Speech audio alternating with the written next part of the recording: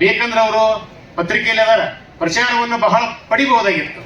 ಹಿಂದೆ ಅವ್ರ ಪುಸ್ತಕ ನಾನು ಮತ್ತು ವೆಂಕಟೇಶ್ ಮೂರ್ತಿ ಅವರು ಕೂಡಿ ಬಿಡುಗಡೆ ಮಾಡಿದ್ವಿ. ಅದು ಯಾವ ಪತ್ರಿಕೆಗಳಿಗೂ ಬರಲೇ ಇಲ್ಲ.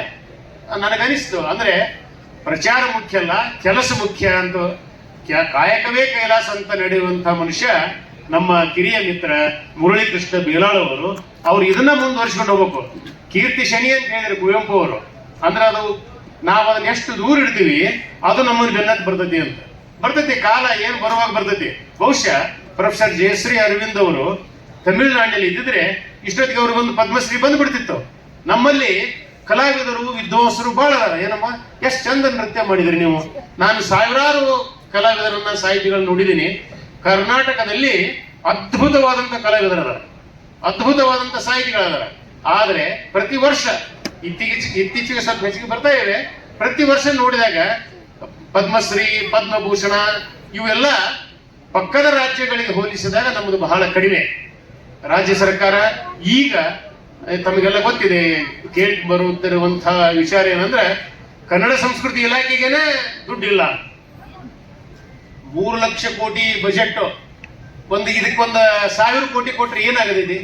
ನಾ ಇದ್ದಾಗ 249 ಕೋಟಿ ಇತ್ತು ಈ ಇಲಾಖೆಗೆ. ಆ ಲೆಕ್ಕಕ್ಕೆ ಹಾಕಿದ್ರೆ ಈಗ ಇದು 2000 ಕೋಟಿ ಆಗ್ಬೇಕು.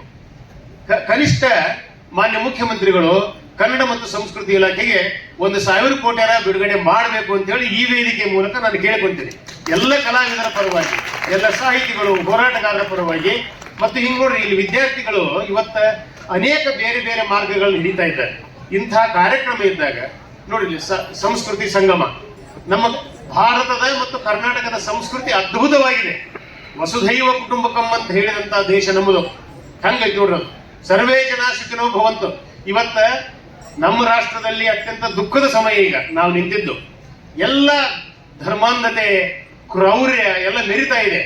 ಜಗತ್ತಿನಲ್ಲಿಯೇ ಆಗ್ತಾ ಇದೆ, ಭಾರತ ದೇಶದಲ್ಲಿ ಹೆಚ್ಚಾಗಿದೆ. ಇದಕ್ಕೇನಾದರೂ ನಾವು ಚಿಕಿತ್ಸೆ ಕೊಡಬೇಕು ಅಂದ್ರೆ ನಮ್ಮ ಭಾರತೀಯ ಪರಂಪರೆಯಲ್ಲಿ, ಸಂಸ್ಕೃತಿಯಲ್ಲಿ ಅದಕ್ಕೆ ಔಷಧ ಇದೆ. ನಮ್ಮ ಸಂಸ್ಕೃತಿಯ ಬಗ್ಗೆ ನಾವು ಮೊದಲು ತಿಳ್ಕೋಬೇಕು, ಅದನ್ನು ಅರಗಿಸ್ಕೊಳ್ಬೇಕು. ಉದಾತ್ತವಾದಂತ ವಿಚಾರಗಳೇನದವು ಅವುಗಳನ್ನು ನಾವು ಅರಗಿಸ್ಕೊಂಡು ಮುನ್ನಡಿಬೇಕು. ಆದರೆ ಸಾಧುಂಗೆ ಸಾಧುಂ ಮಾಧುರ್ಯಂಗೆ ಮಾಧುರ್ಯಂ ಬಾಧಿಪ್ಪ ಕಲಿಗೆ ಕಲಿಯುಗ ವಿಪರೀತನ್ ಮಾಧವ ನೀತನ್ ತೆರನಲ್ಲ. ಕಪ್ಪೆಯರ ಭಟ್ಟನ ಶಾಸನ 7ನೇ ಶತಮಾನದಲ್ಲಿ ಚಾಲುಕ್ಯರ ಕಾಲದಿದು. ಅಂದ್ರೆ ಬರೀ ನಾವು ಮಾಧುರ್ಯವಾಗಿದ್ದು ತೋರಿಸಿದೀವಿ, ಉತ್ತಮರಾಗಿದ್ದು ತೋರಿಸಿದೀವಿ, ಸ್ನೇಹಪರವಾಗಿದ್ದು ತೋರಿಸಿದೀವಿ. ಆದ್ರೆ ನಮಗೆ ಯಾರಾದ್ರೂ ತೊಂದರೆ ಕೊಡೋದು ಬಂದ್ರೆ ಅವ ಏನ್ ಹೇಳ್ತಾನ ಶಾಸನದಲ್ಲಿ ಅಂದ್ರೆ ಕನ್ನಡಿಗರ ಗುಣ ಸ್ವಭಾವವನ್ನು ಹೇಳ್ತಾನ.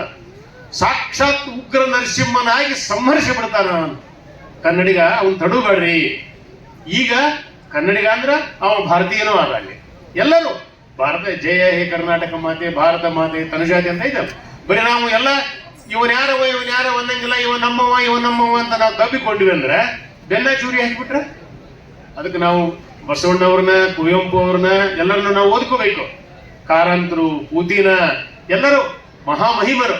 ಆದರೆ ನಾವು ಅದೇ ಹೊತ್ತಿನಲ್ಲಿ ನಮ್ಮಲ್ಲಿ ಇರುವಂತಹ ಏನದವಲ್ಲ ಕೆಲವೊಂದು ಸೂಚನಾ ರೂಪಕವಾದಂತಹ ಸಾಹಿತ್ಯನೂ ಈ ನಮ್ಮಲ್ಲೇ.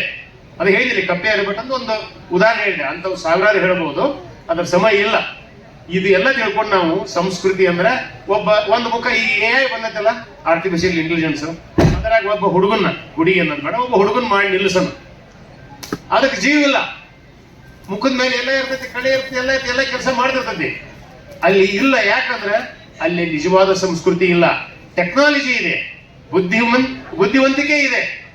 ಅದಕ್ಕೆ ಏನಾದ್ರೂ ಒಂದು ಮುಖದ ಮೇಲೆ ಕಳೆ ಬರಬೇಕು ಅಥವಾ ಅದಕ್ಕೊಂದು ಚೈತನ್ಯ ಬರಬೇಕು ಅಂದ್ರೆ ಸಂಸ್ಕೃತಿ ಮುಖ್ಯ. ಅದಕ್ಕೆ ಸಂಸ್ಕಾರ ಇಲ್ಲ. ನಾವೇನೋ ಕೊಟ್ಟಿದ್ದಷ್ಟೇ ಅದು. ನಾವು ಹಂಗಲ್ಲ ವ್ಯಕ್ತಿಗಳು. ಈಗ ನೀವು AI-ಗಳಲ್ಲ, ಇದನ್ನೇ ನೀವು ರೂಢಿಸ್ಕೋಬೇಕು. ನಮ್ಮಲ್ಲಿಯ ಉತ್ತಮೋತ್ತಮ ಅಂಶಗಳು ಈಗ ಹೇಳಿದ್ರೆ